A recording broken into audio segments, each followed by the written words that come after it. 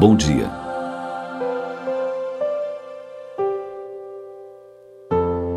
Ao iniciar-se um novo período de tempo em que o Criador lhe permite despertar para agir no bem, é importante meditar sobre a bênção deste dia, na construção da alegria e da paz almejadas por nós.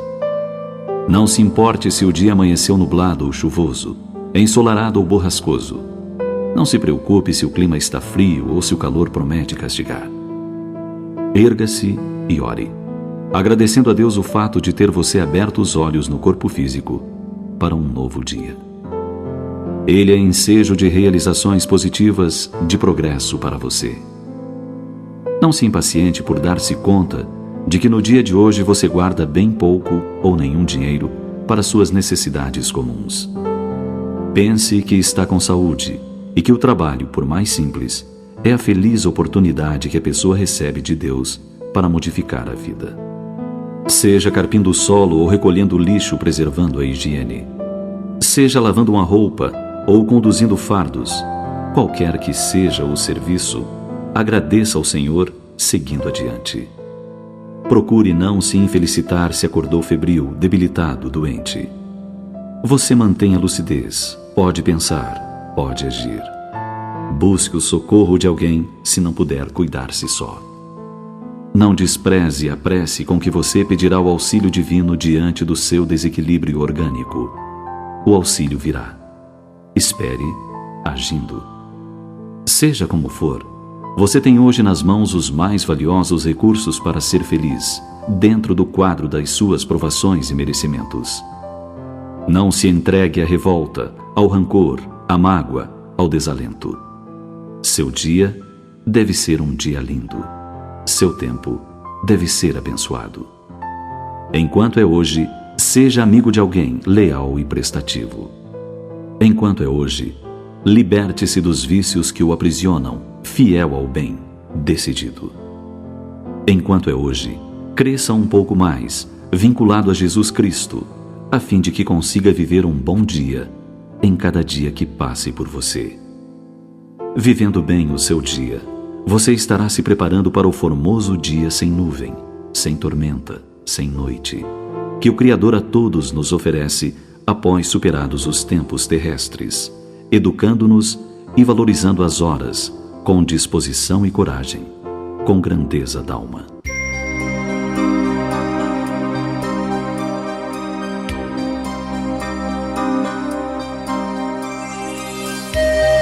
Enquanto puder escutar ou perceber a palavra hoje, com a audição ou com a reflexão no campo fisiológico, valha-se do tempo para registrar as sugestões divinas e concretizá-las em sua marcha.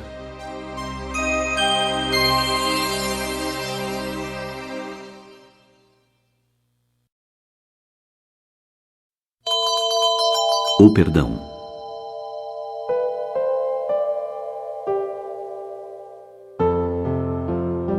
O perdão incondicional no mundo atual é muito raro.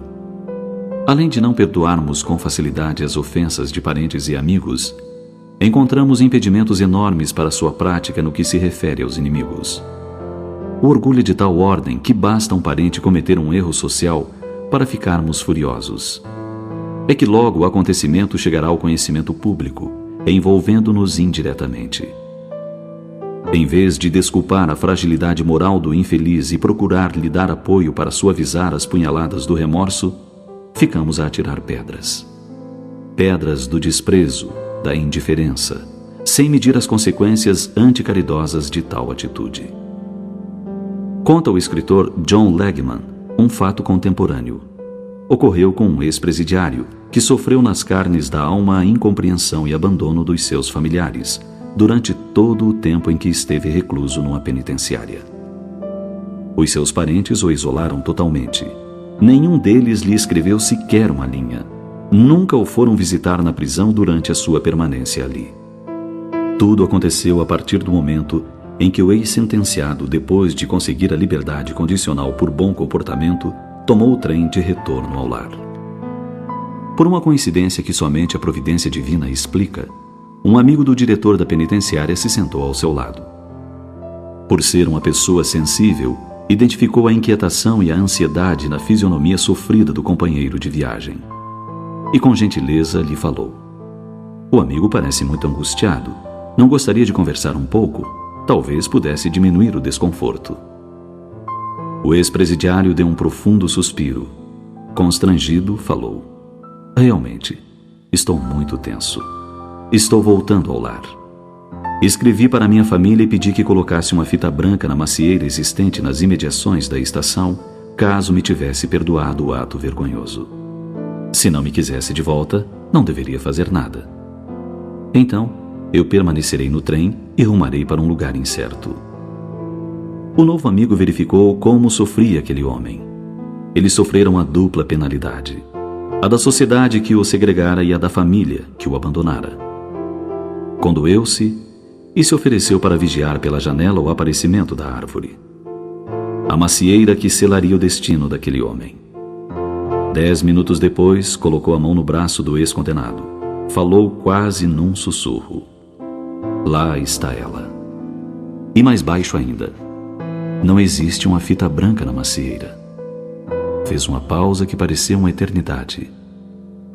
"A macieira está toda coberta de fitas brancas."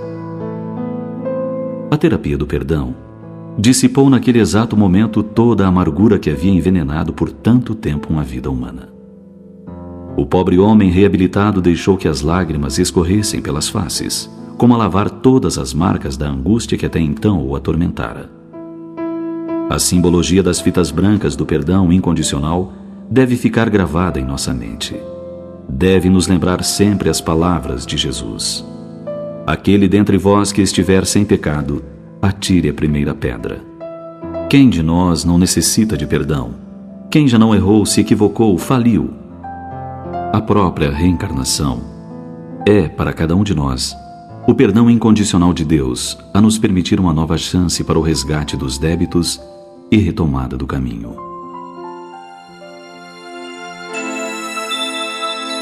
Você sabia que o maior exemplo de perdão foi dado por Jesus? Ele retornou após a morte para amparar os apóstolos. Apóstolos que, à exceção de João, o haviam abandonado na hora de sua prisão, flagelação e morte. Apesar disso, ele ratificou a missão que lhes conferira de espalhar as sementes do seu evangelho pela terra. E eles aproveitaram muito bem o perdão de Jesus. Tornaram-se homens corajosos, incansáveis na luta pela verdade e pelo bem. Tornaram-se exemplos para nós. Graças ao perdão de Jesus, o Evangelho nos chegou pelo trabalho e esforço de um punhado de homens.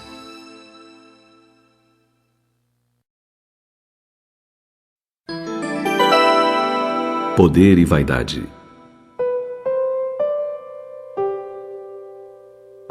Fala-se muito das misérias humanas. Fala-se sobremaneira da miséria econômica, a tal ponto que a miserabilidade se constitui em uma classe social. Mas ao lado das misérias materiais há outras de maior gravidade, que são as misérias morais. A vaidade é uma delas.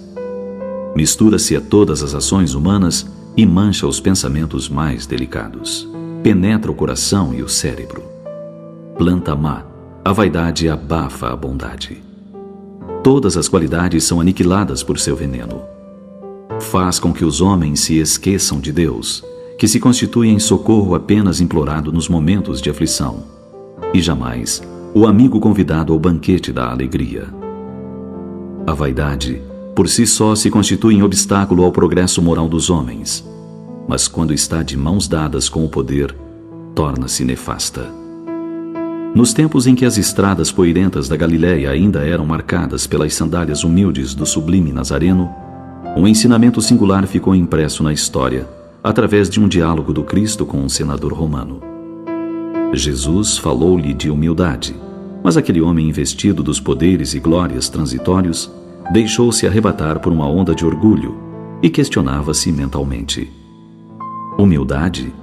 Que credenciais apresentava o profeta para lhe falar assim, a ele, senador do Império Romano, revestido de todos os poderes? Lembrou a cidade dos Césares, coberta de triunfos e glórias, cujos monumentos acreditava, naquele momento, fossem imortais. Jesus, conhecedor das leis eternas e imutáveis que regem a vida, percebendo seus pensamentos, respondeu com serenidade e firmeza: Todos os poderes do teu império são bem fracos, e todas as suas riquezas bem miseráveis.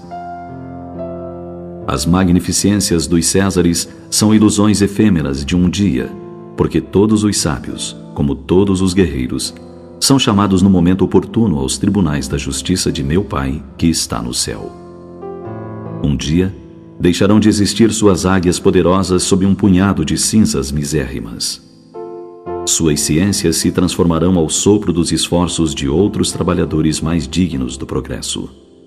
Suas leis injustas serão tragadas no abismo tenebroso destes séculos de impiedade, porque só uma lei existe e sobreviverá aos escombros da inquietação do homem. A lei do amor, instituída por meu Pai desde o princípio da criação. Nesses ditos de Jesus, há um singular ensinamento: a transitoriedade das ostentações humanas construídas sob os impositivos da vaidade. E Jesus tinha razão. 2 milênios após, pouca coisa restou daquele império tido como imortal. Restam hoje apenas algumas ruínas que o tempo se encarregará de extinguir. Todavia, o tempo não logrará destruir os ensinamentos grandiosos legados à humanidade pelos cidadãos romanos que se dedicaram em construir patrimônios imperecíveis, não sujeitos às leis da matéria.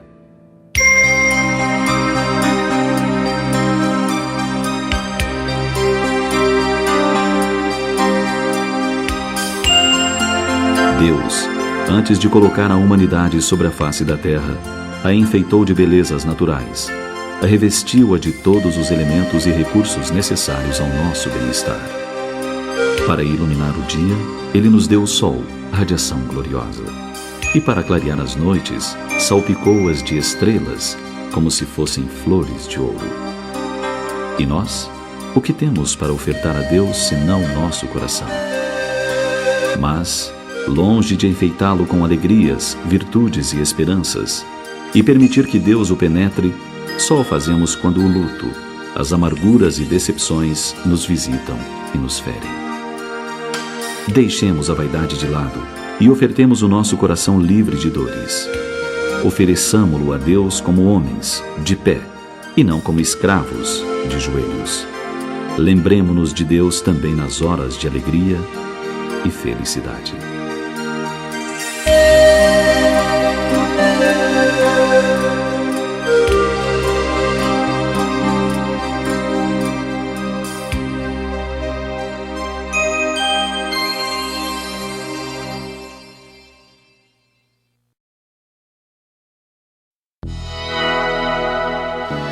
Medo da morte.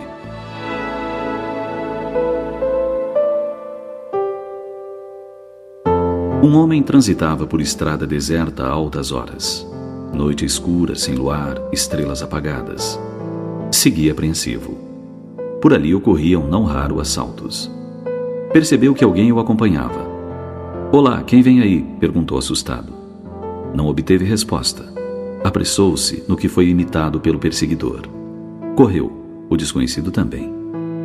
Apavorado em desabalada carreira, tão rápido quanto suas pernas o permitiam, coração a galopar no peito, pulmões em brasa, passou diante de um poste de luz. Olhou para trás e, como por encanto, o medo desapareceu.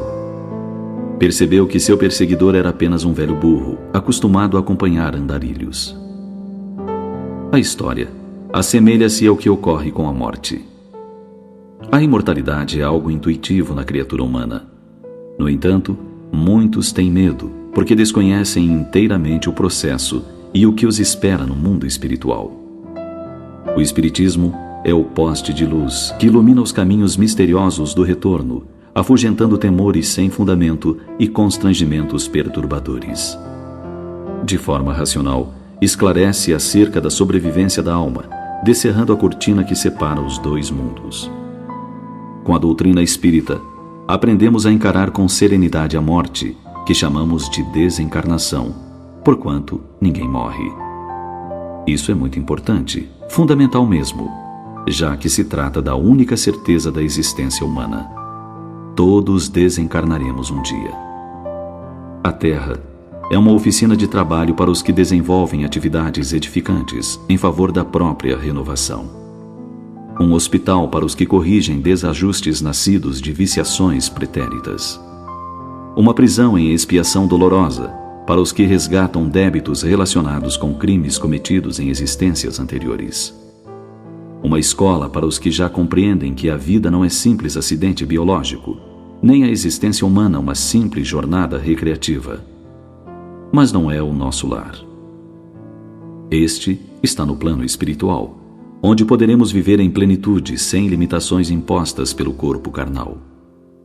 Compreensível, pois, que nos preparemos, superando temores e dúvidas, inquietações e enganos, a fim de que, ao chegar a nossa hora, estejamos habilitados a um retorno equilibrado e feliz. O primeiro passo nesse sentido é o de tirar da morte o aspecto fúnebre, mórbido, temível, sobrenatural. Há condicionamentos milenares nesse sentido. Existem pessoas que simplesmente se recusam a conceber o falecimento de um familiar ou o seu próprio. Transferem o assunto para um futuro remoto. Por isso, se desajustam quando chega o tempo da separação. Onde está, ó morte, a tua vitória? Pergunta o apóstolo Paulo, a demonstrar que a fé raciocinada supera os temores e angústias da grande transição, dando-nos a compreensão de que o fenômeno chamado morte nada mais é do que o passaporte para a verdadeira vida. O Espiritismo, se estudado, nos proporciona uma fé inabalável, o conhecimento de tudo o que nos espera e a disposição de lutar para que nos espere o melhor.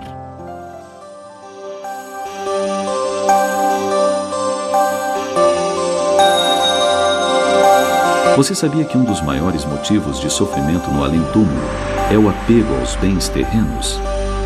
Muitas pessoas não aceitam as normas estabelecidas pela aduana do túmulo, que não nos permite levar os bens materiais no momento em que passamos para o outro lado. Isso demonstra que tais pessoas ainda não entenderam que os bens materiais nos são emprestados por Deus como meio de progresso e que os teremos de devolver mais cedo ou mais tarde. É importante que reflitamos sobre isso, não nos deixando possuir pelos bens dos quais somos apenas usufrutuários.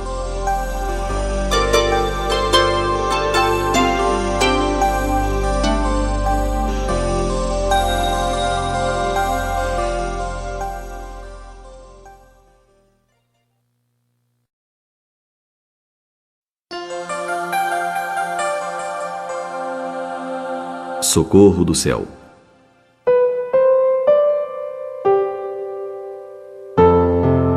Montado em seu cavalo, o rico fazendeiro dirigia-se à cidade, como fazia frequentemente a fim de cuidar de seus negócios. Nunca prestar atenção àquela casa humilde, quase escondida num desvio à margem da estrada. Naquele dia, experimentou insistente curiosidade. Quem morava ali? Cedendo ao impulso, aproximou-se. Contornou a residência e, sem desmontar, olhou por uma janela aberta e viu uma garotinha de aproximadamente 10 anos, ajoelhada, mãos postas, olhos lacrimejantes. Que faz você aí, minha filha? Estou orando a Deus, pedindo socorro. Meu pai morreu, minha mãe está doente, meus 4 irmãos têm fome. Que bobagem, disse o fazendeiro. O céu não ajuda ninguém, está muito distante. Temos que nos virar sozinhos.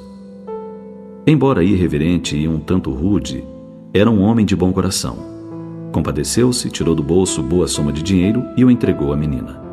Aí está, vá comprar comida para os irmãos e remédio para a mamãe. E esqueça a oração. Isto feito, retornou à estrada. Antes de completar 200 metros, decidiu verificar se sua orientação estava sendo observada. Para sua surpresa, a pequena devota continuava de joelhos. Ora essa menina, por que não vai fazer o que recomendei? Não lhe expliquei que não adianta pedir? E a menina, feliz, respondeu: já não estou mais pedindo, estou apenas agradecendo. Pedi a Deus e Ele enviou o Senhor. Consagrada por todas as religiões, a oração é o canal divino que favorece a assimilação das bênçãos do céu. Da mesma forma que é importante ter um roteiro para a jornada terrestre que nos diga de onde viemos e para onde vamos, É imperioso manter o contato com as esferas superiores, favorecendo o amparo de benfeitores espirituais que, em nome de Deus, nos sustentam e inspiram na caminhada. Esse apoio manifesta-se de duas formas: objetivamente, como na história narrada, em que mobilizam as circunstâncias em nosso favor, e subjetivamente, em que nos falam através da inspiração, oferecendo-nos equilíbrio e serenidade para superar os obstáculos do caminho.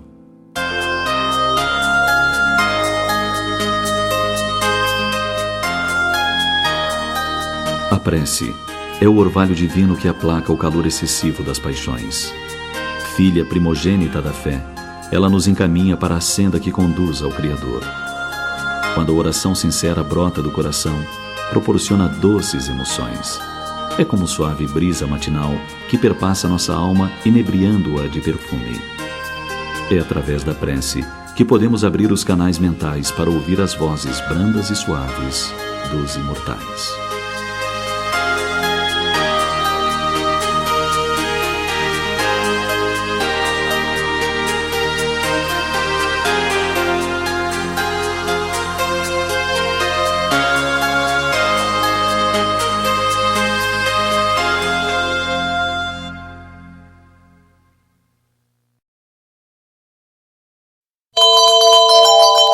A gratidão.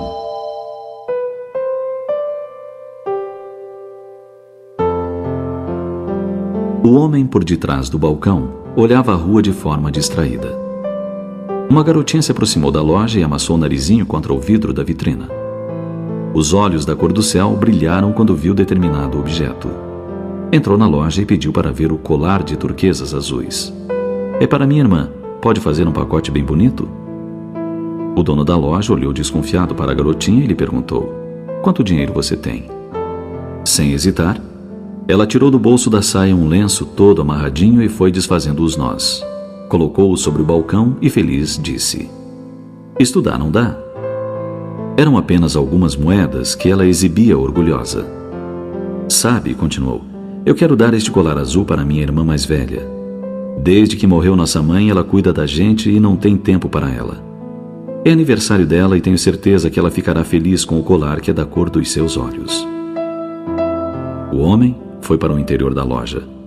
Colocou o colar em um estojo, embrulhou com um vistoso papel vermelho e fez um laço caprichado com uma fita verde. Tome, disse para a garota, leve com cuidado. Ela saiu feliz, saltitando pela rua abaixo. Ainda não acabara o dia, quando uma linda jovem de cabelos loiros longos e maravilhosos olhos azuis adentrou a loja. Colocou sobre o balcão o já conhecido embrulho desfeito e indagou: este colar foi comprado aqui? Sim, senhora. E quanto custou?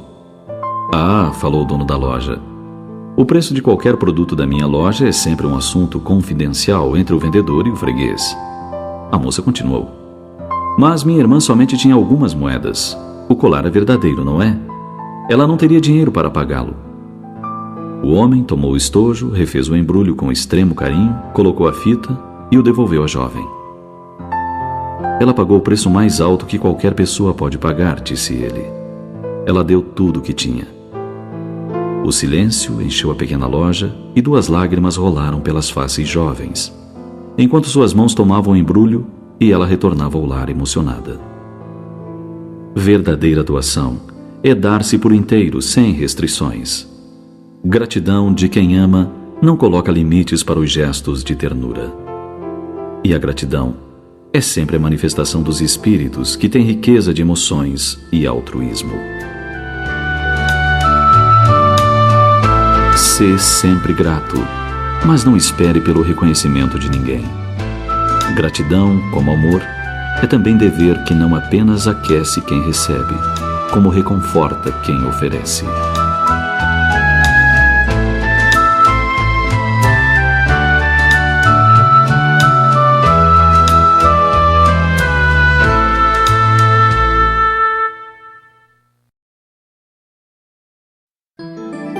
Joias devolvidas.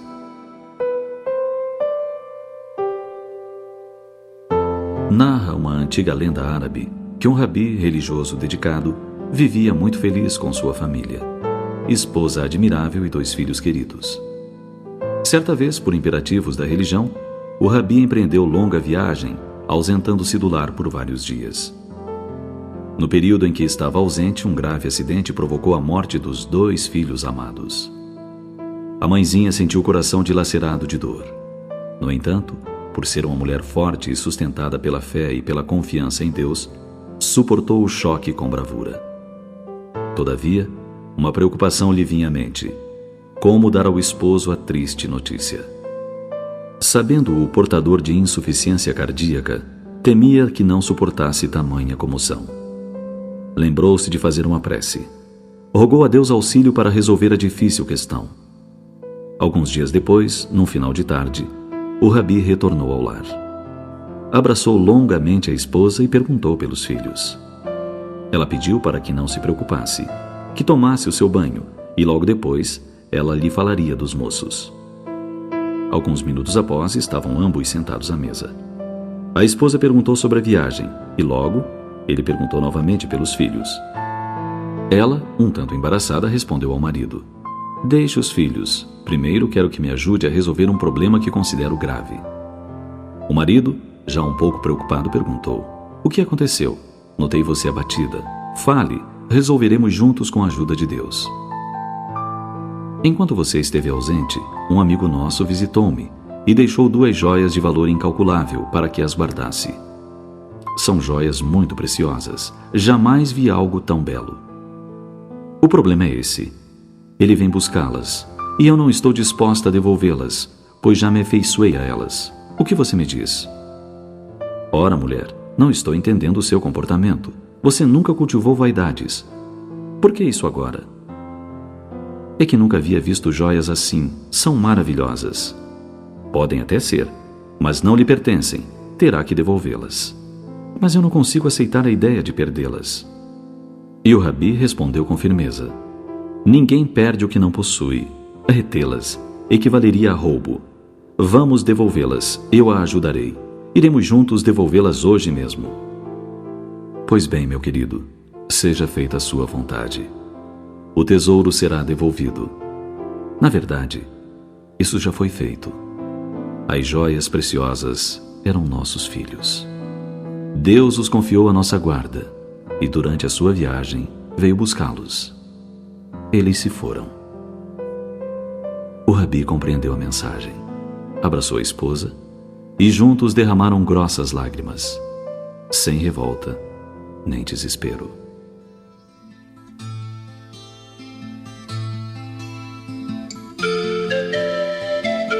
Os filhos são joias preciosas que o Criador nos confia, a fim de que as ajudemos a burilar-se.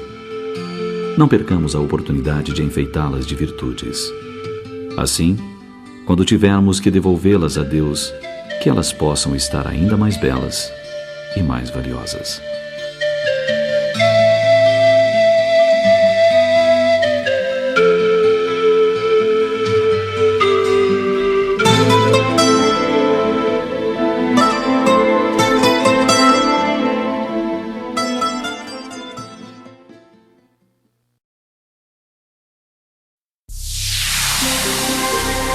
A ponte.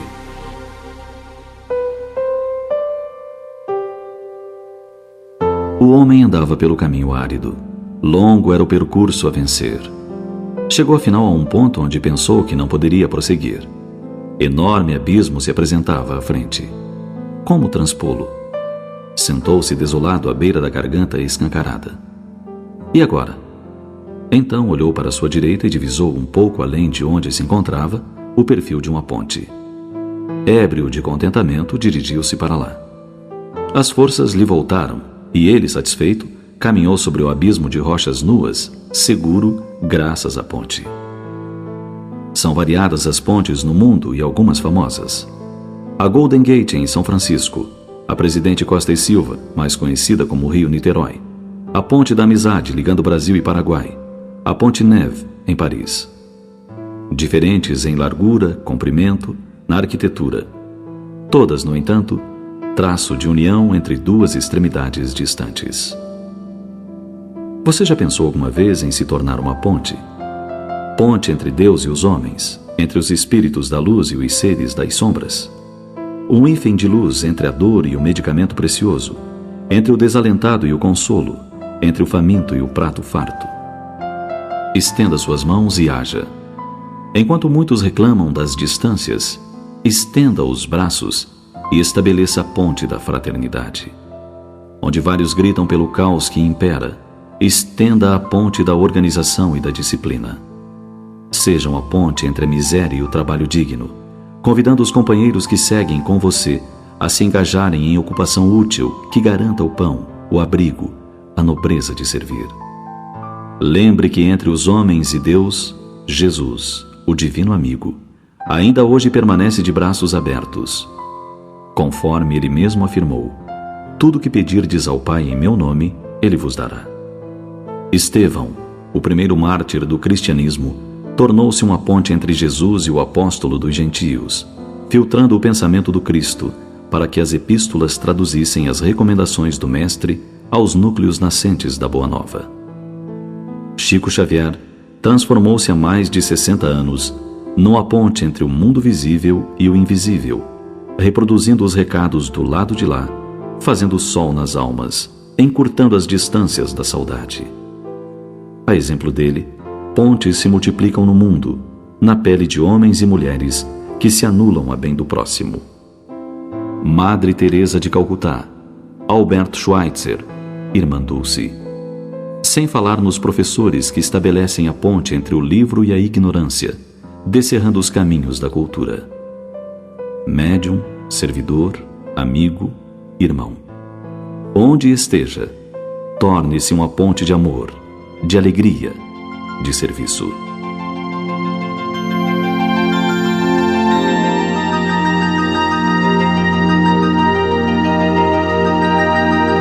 Deus vive, manifesta e dilata o seu amor através das criaturas.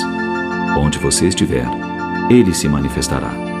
Permita que os outros o sintam através de você, da sua ação, da sua palavra e da sua expressão. Pense nisso, mas pense agora.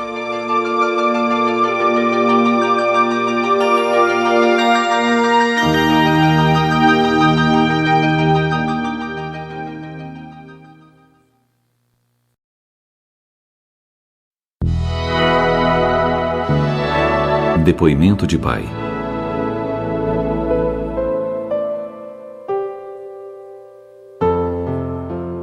O pai moderno, muitas vezes, perplexo e angustiado, passa a vida inteira correndo como um louco em busca do futuro, esquecendo-se do agora.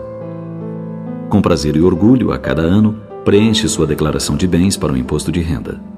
Cada nova linha crescida foi produto de muito trabalho. Lotes, casas, apartamentos, sítio, casa na praia, automóvel do ano. Tudo isso custou dias, semanas, meses de luta. Mas ele está sedimentando o futuro de sua família. Se partir de repente, já cumpriu sua missão e não vai deixá-la desamparada. Para ir escrevendo cada vez mais linhas na sua relação de bens, ele não se contenta com um emprego só. É preciso ter 2 ou 3, vender parte das férias, levar serviço para casa. É um tal de viajar, almoçar fora, fazer reuniões, preencher a agenda. Afinal, ele é um executivo dinâmico, não pode fraquejar. Esse homem se esquece de que a verdadeira declaração de bens, o valor que efetivamente conta, está em outra página do formulário de imposto de renda. Naquelas modestas linhas quase escondidas em que se lê relação de dependentes. São filhos que colocou no mundo, a quem deve dedicar o melhor do seu tempo. Os filhos, novos demais, não estão interessados em propriedades e no aumento da renda. Eles só querem um pai para conviver, dialogar, brincar. Os anos passam, os meninos crescem, e o pai nem percebe, porque se entregou de tal forma à construção do futuro que não participou de suas pequenas alegrias. Não os levou ou os buscou no colégio. Nunca foi uma festa infantil. Um executivo não deve desviar sua atenção para essas bobagens. Há órfãos de pais vivos, porque estão o pai para um lado, a mãe para o outro, e a família desintegrada. Sem amor, sem diálogo, sem a convivência que solidifica a fraternidade entre irmãos, abre caminho no coração, elimina problemas e resolve as coisas na base do entendimento. Há irmãos crescendo como verdadeiros estranhos, que só se encontram de passagem em casa. E para ver os pais, é quase preciso marcar hora. Depois de uma dramática experiência pessoal e familiar vivida, a mensagem que tenho para dar é: não há tempo melhor aplicado do que aquele destinado aos filhos. Dos 18 anos de casado, passei 15 absorvido por muitas tarefas, envolvido em várias ocupações e totalmente entregue a um objetivo único e prioritário: construir o futuro para 3 filhos e minha esposa. Isso me custou longos afastamentos de casa, viagens, estágios, cursos, plantões no jornal, madrugadas no estúdio da televisão. Agora estou aqui com o resultado de tanto esforço. Construí o futuro, penosamente, e não sei o que fazer com ele, depois da perda de Luiz Otávio e Priscila. De que vale tudo o que ajuntei, se esses filhos não estão mais aqui para aproveitar isso conosco?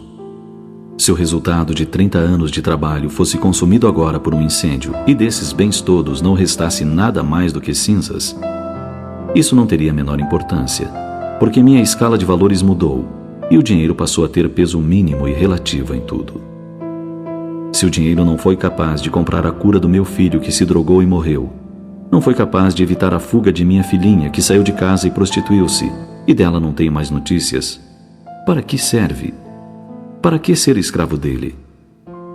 Eu trocaria, explodindo de felicidade, todas as linhas da declaração de bens por 2 únicas que tive de retirar da relação de dependentes: os nomes de Luiz Otávio e de Priscila. E cômodo eu retirar essas linhas na declaração de 1986, ano base 1985. Luiz Otávio morreu aos 14 anos e Priscila fugiu um mês antes de completar 15.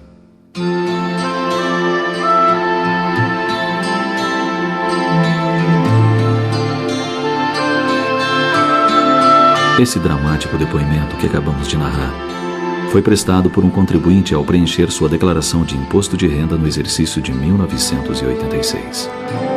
O jornalista de Belo Horizonte, Minas Gerais, preferiu deixar o depoimento a relacionar seus bens e direitos.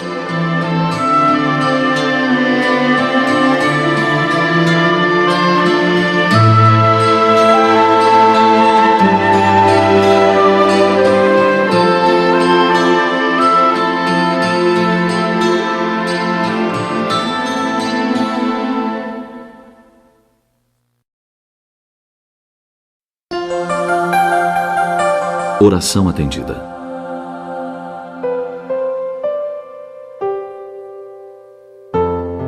Será que Deus atende mesmo a todas as orações?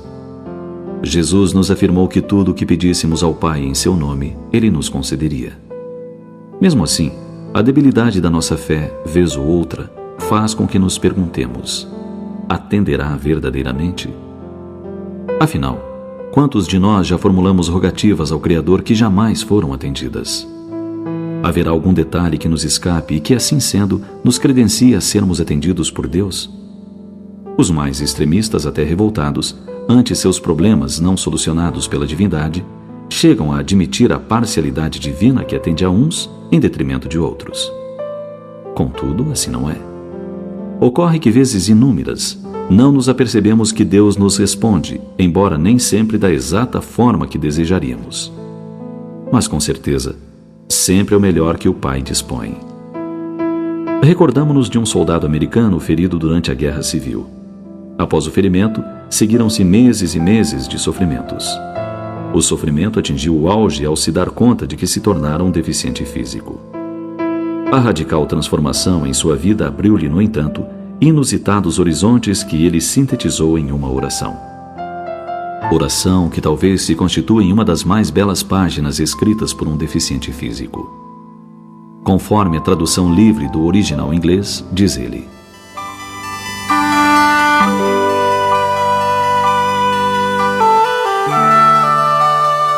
pedi a Deus por força para tudo conseguir. Fui feito fraco para aprender a obedecer. Pedi a Deus por saúde para realizar coisas grandiosas. Fui feito doente para realizar coisas difíceis. Pedi a Deus por riquezas para comprar felicidade. Fui feito pobre para vender sabedoria. Pedi a Deus por poder, para que os homens necessitassem de mim. Fui feito insignificante para sentir a necessidade de Deus. Pedi a Deus por tudo isso para poder gozar a vida. Foi-me dada a vida para poder avaliar seu gozo. Não recebi nada do que pedi, mas obtive tudo o que esperava ganhar. A despeito dos meus erros, as preces que não fiz foram atendidas. E dentre todos os homens, eu me considero o mais ricamente abençoado. O entendimento do soldado ferido, que se tornou um paralítico anônimo, nos dá a tônica de como Deus ouve nossas preces e as atende, sempre de acordo com o que seja melhor para nós. Afinal, muitas vezes somente passamos a valorizar as pequeninas e preciosas coisas da vida quando elas nos são retiradas.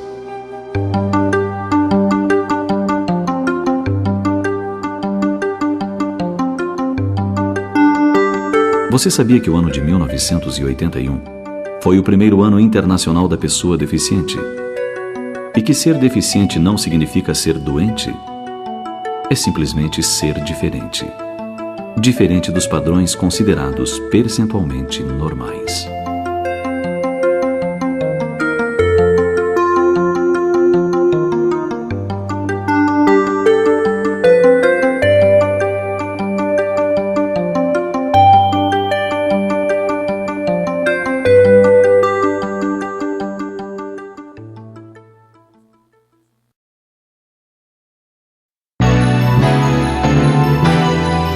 A educação.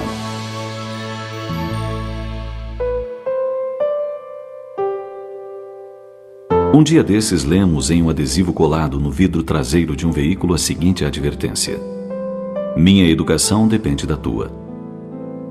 Ficamos a imaginar qual seria o conceito de educação para quem pensa dessa forma. Ora, se nossa educação dependesse dos outros, certamente seria tão instável quanto a quantidade de pessoas com as quais nos relacionamos. Ademais, se assim fosse, não formaríamos jamais o nosso caráter. Seríamos apenas o resultado do comportamento de terceiros. A refletiríamos como se fôssemos um espelho.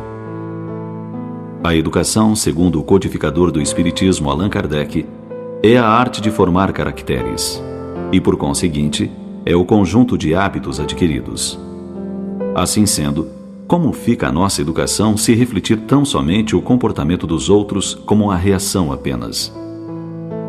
O verdadeiro caráter é forjado na luta por dominar as más tendências, por não revidar uma ofensa, por retribuir o mal com o bem. Um amigo tinha o costume de dizer: bateu, levou. Um dia perguntamos se ele admirava os mal-educados que tanto criticava. Imediatamente, ele se posicionou em contrário. É claro que eu não aprovo pessoas mal-educadas. Então questionamos outra vez: se não os admira, por que você os imita? Ele ficou um tanto confuso, pensou um pouco e respondeu: de fato deveríamos imitar somente o que achamos bonito. Dessa forma, a nossa educação não deve jamais depender da educação dos outros, menos ainda da falta de educação dos outros. Todos os ensinamentos do Cristo, a quem a maioria de nós diz seguir, recomendam apresentar a outra face. Imaginemos se Jesus, o Mestre, tivesse nos ensinado: se alguém te bater numa face, esmurra-lhe a outra. Ou então, faz aos outros tudo aquilo que não desejas que te façam. Nós certamente não o aceitaríamos como modelo e guia. Assim sendo, lutemos por nos educar segundo os preceitos do Mestre de Nazaré, que diante dos momentos mais dolorosos de sua vida, manteve a calma e tolerou com grandeza todas as agressões sofridas. Não nos espelhemos nos que não são modelos nem de si mesmos. Construamos o nosso caráter com os exemplos nobres. Quando tivermos que prestar contas às leis que regem a vida, não encontraremos desculpas para a nossa falta de educação. Nem poderemos jogar a culpa nos outros, já que Deus nunca deixou a terra sem bons exemplos de educação e dignidade.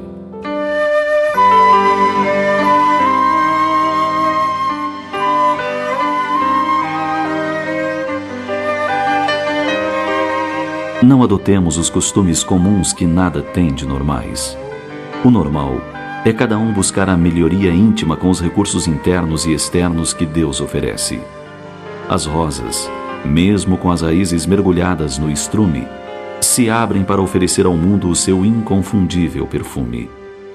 O sândalo, por ser uma árvore nobre, deixa suave fragrância impregnada no machado que lhe dilacera as fibras. Assim, nós também podemos dar exemplos dignos de serem imitados.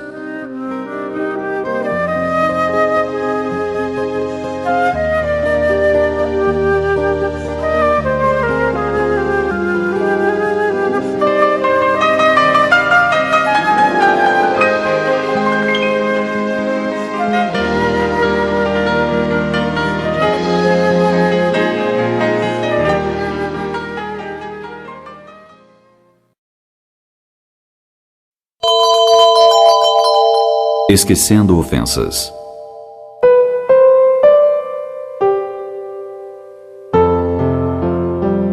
Amir e Farid eram dois mercadores árabes muito amigos.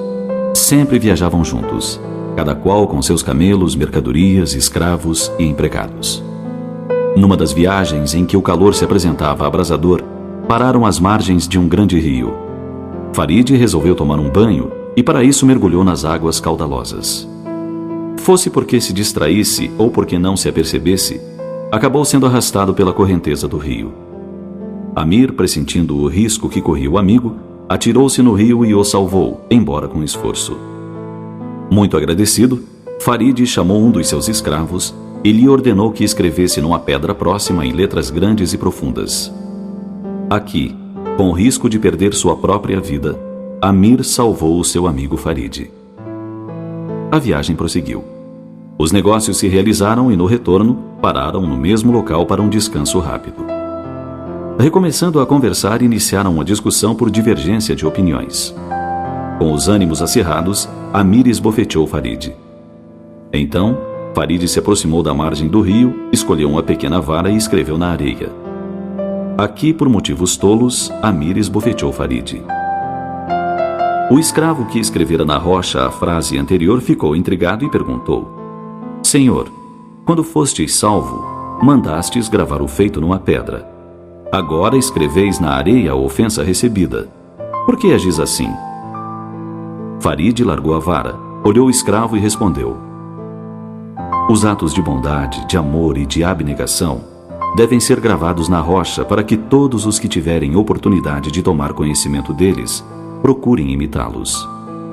Porém, quando recebermos uma ofensa, devemos escrevê-la na areia, bem perto das águas, para que seja por elas levada. Assim procedendo, ninguém tomará conhecimento dela. E, acima de tudo, para que qualquer mágoa desapareça de pronto do nosso coração. Sábia ponderação de Farid. Agíssemos todos desta forma, e menos ódio e malquerenças teríamos sobre a terra. A gratidão seria a nota constante nos relacionamentos humanos. Ninguém esqueceria o bem recebido.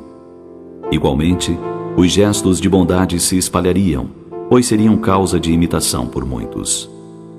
Em contrapartida, menos doenças e indisposições seriam geradas pelos homens, pois, não alimentando mágoa nem rancores, viveriam mais serenamente, o que equivale a menos propensão a enfermidades. A mágoa é sempre geratriz de infortúnios para si e de infelicidade para os outros.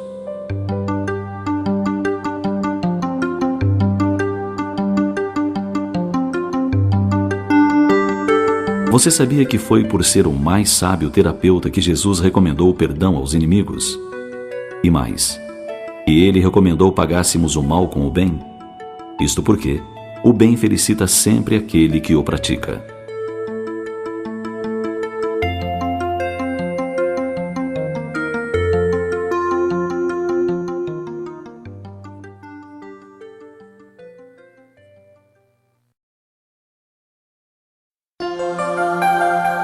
Perda de afetos.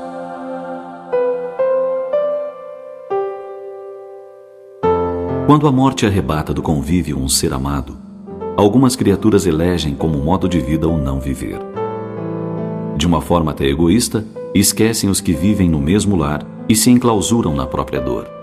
Não se dão conta que, agindo assim, maltratam os corações que os amam e que, exatamente como eles, sofrem a ausência daquele que partiu antes para a pátria verdadeira. Assim aconteceu com Hamilton, um trabalhador dos Correios. Ele era muito feliz. Pai dedicado, costumava chegar em casa e ler histórias para seus filhos. À noite, antes de adormecerem, beijava-os e com eles orava, rogando a proteção dos seres imortais. Um dia, a morte veio e ceifou a vida do seu menino de 7 anos. A partir deste dia, ele começou a realizar com desleixo o seu trabalho. Não mais sorriu, não contou mais histórias. Tornou-se triste e cabisbaixo. O ambiente no lar foi ficando sempre mais difícil. Certo dia, separando a correspondência para a entrega, descobriu uma carta sem envelope. O destinatário era Jesus. O endereço, céu. Curioso, abriu e leu.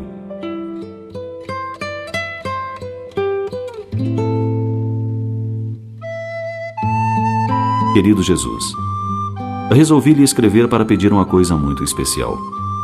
Aqui em casa todos estamos muito tristes. Papai, mamãe e eu. O meu irmãozinho Felipe morreu há alguns meses. Quando ele estava conosco, adorava brincar com seu trem, sua bola e seu caminhãozinho. Pois é, Jesus. Eu queria que o Senhor levasse todos esses brinquedos para ele no céu. Tenho certeza que ele vai querer continuar a brincar com eles. Acredito que ele sinta falta, principalmente do trem com que ele mais brincava. Outro pedido é que o Senhor traga meu pai de volta. Não que ele tenha ido embora, mas é como se tivesse ido. É que desde a morte de Felipe, ele não sorri, não conta histórias, nem ora mais comigo. Eu gostaria muito que meu pai me tomasse nos braços e contasse histórias como fazia antes. Eu queria ver meu pai sorrir de novo. É tão bonito o sorriso do meu pai. Eu queria que, de novo, ele viesse me dizer boa noite, orasse comigo e esperasse eu adormecer. Era tão bom, Jesus. Eu ouvi meu pai dizer para minha mãe que só a eternidade poderia curá-lo. Será que o Senhor poderia trazer um pouquinho disso para ele melhorar? Se for possível, eu ficarei muito feliz. Assinado, Rita. O trabalhador dos Correios sentiu os olhos marejarem de lágrimas. Deu-se conta de como em sua dor fora egoísta. Esquecera a esposa e filha, que também sofriam. Naquele dia, voltou para casa diferente. Ao chegar, chamou a filha, tomou-a nos braços, estreitou-a ao peito demoradamente, beijou-a e lhe perguntou: quer ouvir uma história?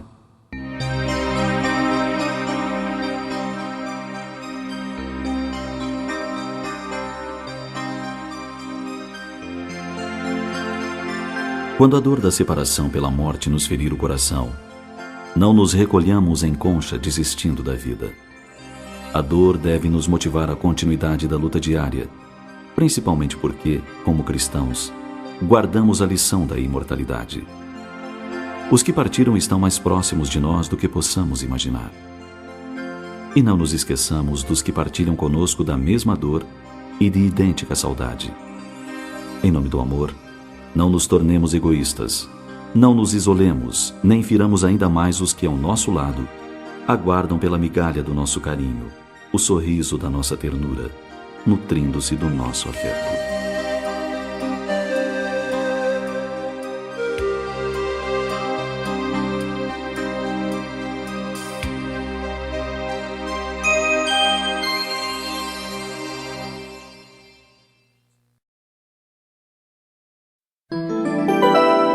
A delinquência.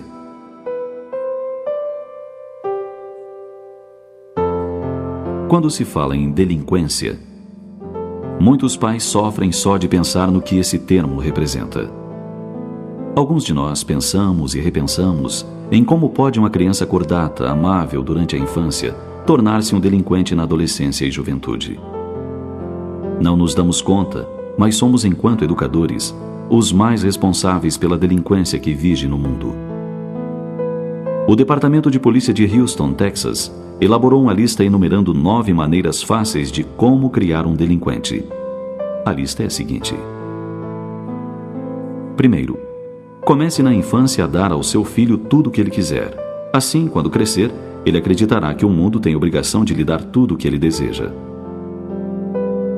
Segundo, quando ele disser nomes feios, ache graça. Isso o fará considerar-se interessante. Terceiro, nunca lhe dê orientação religiosa. Espere que ele chegue aos 21 anos e decida por si mesmo. Quarto, apanhe tudo que ele deixar jogado. Livros, sapatos, roupas. Faça tudo para ele, para que aprenda a jogar sobre os outros toda a responsabilidade. Quinto, discuta com frequência na presença dele. Assim não ficará muito chocado quando o lar se desfizer mais tarde. Sexto, dê-lhe todo o dinheiro que ele quiser. Nunca o deixe ganhar seu próprio dinheiro. Por que terá ele de passar pelas mesmas dificuldades por que você passou? Sétimo, satisfaça todos os seus desejos de comida, bebida e conforto. Negar pode acarretar frustrações prejudiciais. Oitavo, tome o partido dele contra vizinhos e policiais. Todos têm má vontade para com o seu filho. Nono, quando se meter em alguma encrenca séria, dê esta desculpa: nunca consegui dominá-lo. Por último, uma advertência: prepare-se para uma vida de desgosto. É o seu merecido destino. Quando nos queixamos do desgosto porque nos fazem passar nossos filhos, normalmente esquecemos todos esses detalhes enumerados pela polícia de Houston. E enquanto nossos filhos ainda são crianças, imaginamos que jamais venham a delinquir. Em verdade, é esse o nosso mais profundo desejo. No entanto, é bem possível que nos equivoquemos procurando acertar, procurando fazer o melhor para esses rebentos tão queridos aos nossos corações. Se temos a intenção de fazer de nossos filhos cidadãos responsáveis e dignos, comecemos a prestar mais atenção na forma de educação que lhes damos. Ensinar-lhes a tolerar frustrações, ensinar-lhes disciplina, responsabilidade, é de bom alvitre.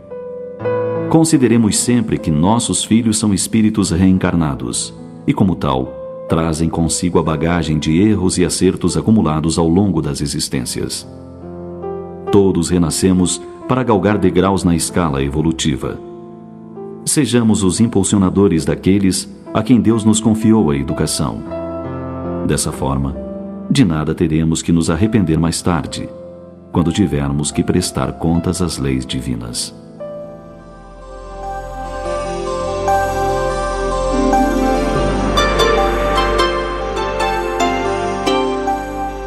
Você sabia que é na adolescência que o espírito retoma a bagagem de experiências acumuladas ao longo da sua caminhada evolutiva? É que na adolescência, o corpo e o psiquismo já estão preparados para receber essas informações. Não é outro motivo pelo qual muitos pais desconhecem os filhos que passam a ser outra pessoa, dizem, quando chegam à adolescência. E você sabia que até os 7 anos de idade, a criança é mais receptiva aos ensinamentos? Por isso, devemos nos esmerar para passar uma educação efetiva, de forma que esta possa suplantar as informações equivocadas que, porventura, traga o nosso filho de existências anteriores.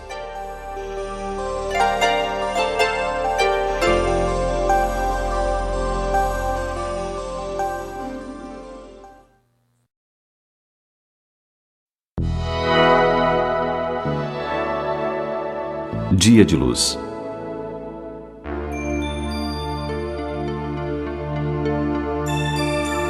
O despertador toca e você acorda. Abre os olhos e torna a contemplar as mesmas cenas do ontem. Pela sua mente ágil, as dores sofridas passam em cenário cinematográfico. Você sente o corpo dolorido e cansado. Na boca, o gosto da amargura como gotas de fel lhe fere o paladar. Novo dia.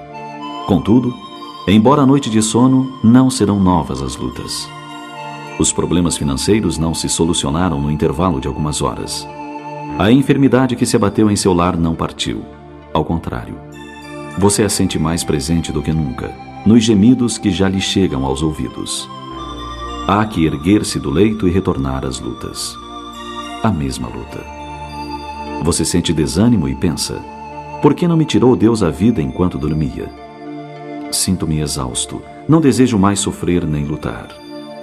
No entanto, Os minutos correm céleres e há que retomar as atividades. Entre a tristeza e o desalento, você se ergue e abre a janela. Neste instante, o sol lhe bate em cheio na face e inunda o seu quarto.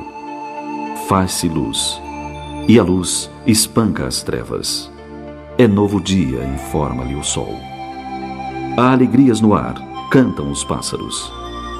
A brisa da manhã o envolve e a natureza toda o convida a reformular suas disposições íntimas. Pare um instante. Encha com o ar renovado da manhã os seus pulmões. Respire profundamente. Contemple o azul do céu e dirija ao Criador a sua prece. Prece de gratidão por mais um dia na carne. Em vez de rogar a Deus que lhe tire do corpo, rogue-lhe forças para o combate. É dia novo. Você não pode imaginar o que a divindade lhe reservou para hoje. Pense em quantos espíritos almejariam estar em seu lugar agora. Enfermidade, dor, desemprego são problemas a serem administrados e equacionados ao longo da existência. Recorde que a divindade lhe providenciou um dia de luz para você treinar outra vez disciplina, paciência, perdão. Não perca a oportunidade. Não jogue fora as chances de crescimento e resgate. E hoje, enquanto você sofre, luta e espera, alegre-se com os sons da vida, com o sorriso das crianças, com o colorido da natureza que o Pai dispôs especialmente para você. Sorria. As lutas poderão ser semelhantes, mas não idênticas. Porque dia como este nunca houve e não haverá outra vez. Deus não se repete.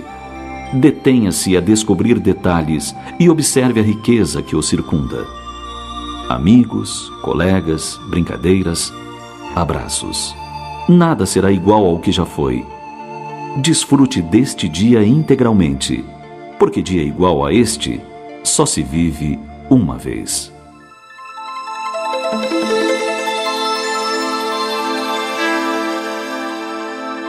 Cada dia é bênção nova. Cada minuto é oportunidade espontânea de crescimento. Pense nisso.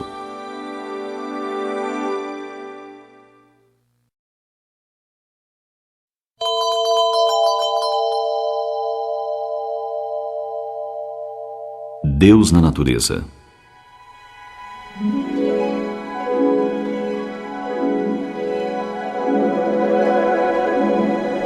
A cada novo dia, a natureza nos oferece espetáculos de belezas sem fim.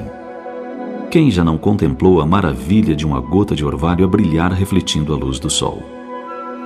Uma simples teia de aranha e sua engenharia perfeita, a relva verde, o andar desengonçado de um João de barro logo ao amanhecer, uma folha seca bailando no ar, prenunciando o inverno.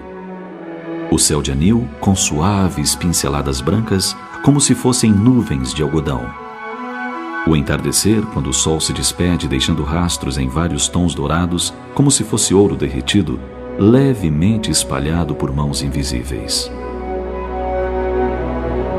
A lua cheia, refletida num lago, parecendo um grande espelho líquido. A cantoria do vento na folhagem das árvores, qual suave melodia convidando a sonhar. O olhar de um cão solitário pedindo companhia. O balançar do salgueiro, lembrando mãos distendidas nas margens dos rios e lagos, como a protegê-los. O ir e vir das ondas, acariciando a areia quente das praias como querendo amenizar o calor. O cheiro do mato após a chuva. A água cristalina dos rios que correm por entre as montanhas, como se fossem veias transportando a vida. O sorriso inocente na face da criança, pedindo amparo e proteção. As pegadas do lavrador nas estradas poeirentas que conduzem à lavoura. O galopar do cavalo evidenciando sua liberdade.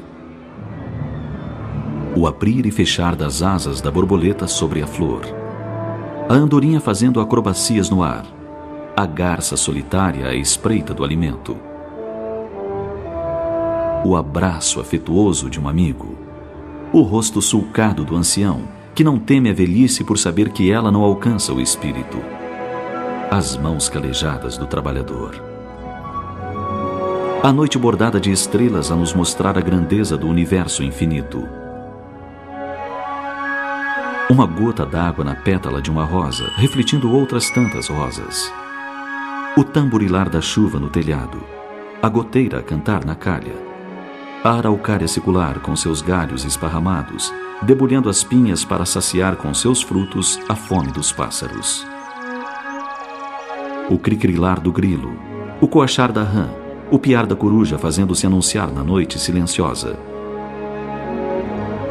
O som melodioso extraído do teclado por mãos habilidosas. A harmonia das cores nos canteiros floridos das ruas e praças. O dia, que a cada amanhecer renova o convite para que vivamos em harmonia imitando a natureza. Essas e outras tantas belezas são a presença discreta de Deus na natureza que nos cerca, dizendo-nos que também somos suas criaturas e que fazemos parte desse universo maravilhoso e que, acima de tudo, somos herdeiros desse mesmo universo como filhos do Criador, que somos todos nós.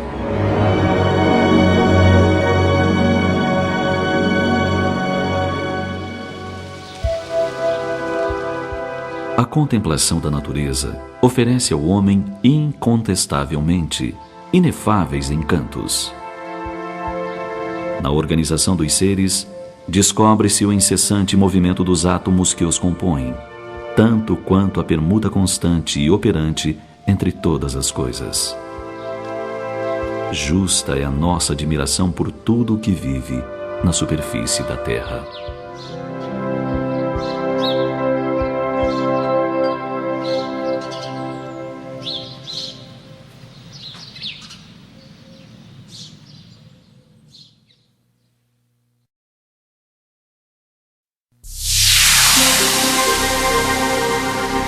Perfil do otimismo.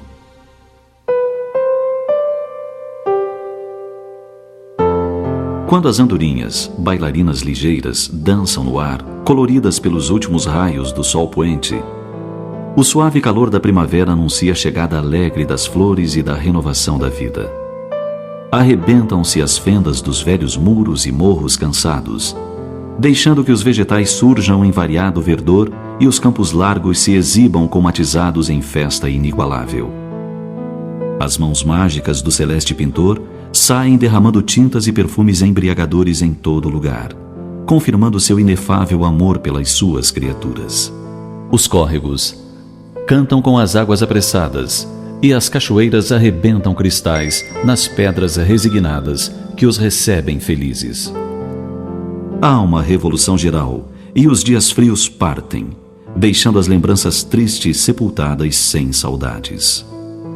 Revoadas de aves alegres incessantemente bordam os céus com imagens sucessivas de beleza incomum. A primavera é o otimismo da natureza cantando o poema da estesia de Deus. Enquanto se repita, a aliança de amor permanece entre o homem descuidado e seu pai zeloso, sustentando a esperança. Apesar disso, muitas criaturas desanimadas deixam de fitar a claridade do dia primaveril, mergulhadas na noite das suas paixões. Preferem olhar o chão onde permanece o lodo, a contemplar o alto onde fulguram as estrelas. Por isso, tornam-se torpes, amarguradas, perturbadoras. A vida humana, qual ocorre com a da natureza, passa por quadras variadas que se sucedem em ordem de grandeza, servindo uma de base à outra, indispensáveis à harmonia de conjunto. A noite, que convida ao repouso, enseja a reflexão para o dia que propicia a ação. O inverno, que parece destruidor, também enseja a preservação da energia, que estrugirá em vida na primavera. A criatura humana é o mais grandioso investimento de Deus na terra, e ser otimista, quanto ao futuro, mesmo que haja dificuldades no presente, é o mínimo que lhe cabe, como afirmação da sua realidade e gratidão ao seu genitor. Quem pretende conservar tristeza no coração, encontrará sempre motivos falsos para sustentá-la, acalentando a queixa, cultivando a desdita e nutrindo-se da insatisfação. O otimismo é gerador de adrenalina emocional, que estimula o sangue, impulsionando ao avanço, a alegria fomentadora da ação. Cultivando-o nos sentimentos, adquire-se visão para penetrar o lado oculto ou sombrio das ocorrências, e entusiasmo para não desfalecer ante os primeiros insucessos da marcha, prelúdios das vitórias futuras. Quem não possui capacidade para sustentar com valor os embates malogrados, não tem condições para viver as grandes e decisórias batalhas. Nos céus dos que amam e confiam em Deus com otimismo, sempre haverá andorinhas bailando em prenúncio de gloriosas primaveras.